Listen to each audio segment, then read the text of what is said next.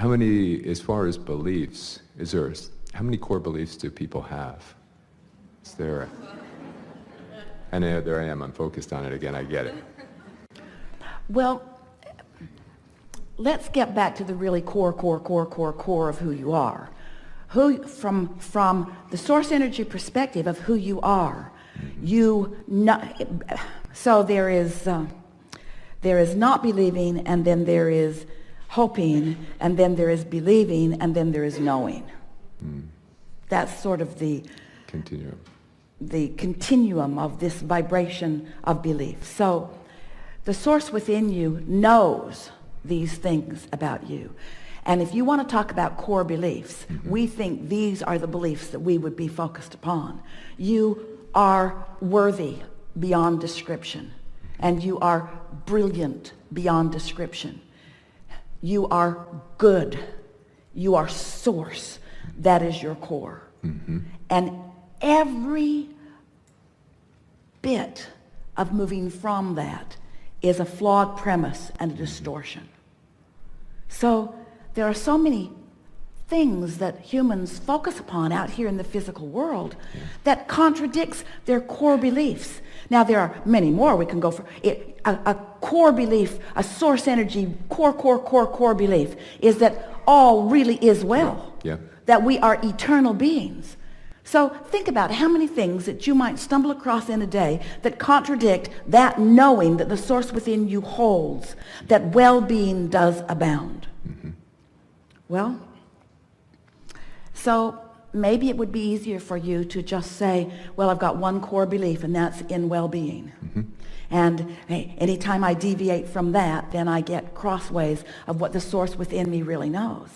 So then you take that knowing that source within you holds, knows, is, and understand that source, inner being, whatever you want to call it, is focused right here out on the leading edge with you, right here in the moment where you're doing whatever it is you're doing, with all of that knowing, that core believing, that opinioning, all of that focused right here with you.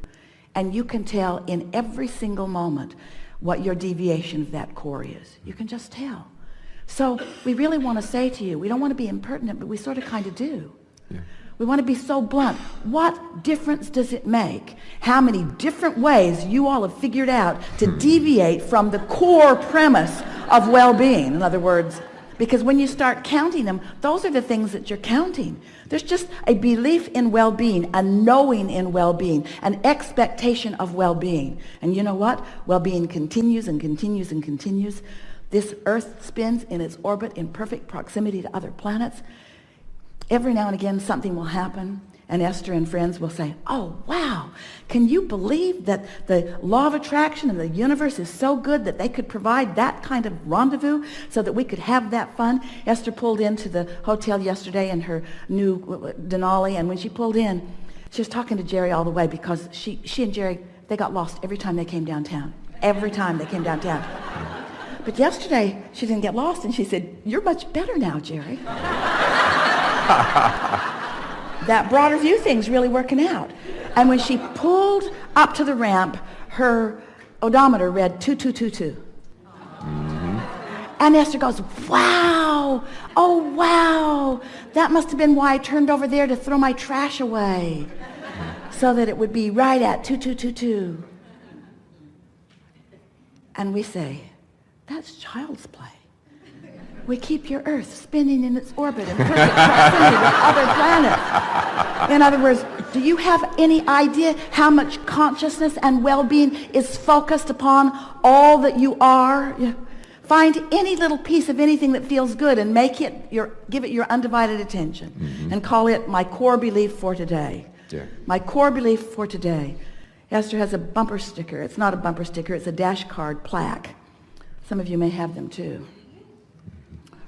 And when you look at it, you can't read it because it's all backwards. But when you lay it on your dash, it reflects into the window, and it says, things are always working out for me. That's your core belief. Yeah. Things are always working out for me. In what way, in this moment, can the universe demonstrate to me the goodness that is me, the clarity that is me, the love that is me, the worthiness that is me? And oh, the demonstrations are so powerful. But you all are like little prickly pears that are just sort of holding it off. Well, I picked up this belief when I was in the second grade, and this one in the third grade, and my mother never stopped drumming this one into my head, and so I'm a broken person, Abraham. I can't accept the perfection that is me quite yet. And we say, well, get on with it, will you? Begin looking for the evidence of your well-being, and as you start looking for that, you'll begin to find it. Mm-hmm. Yeah. Yeah, that was perfect, because that's really where I was trying to go. Yeah. And so thank you. That was perfect. Yeah. I am complete. Really good. Really good.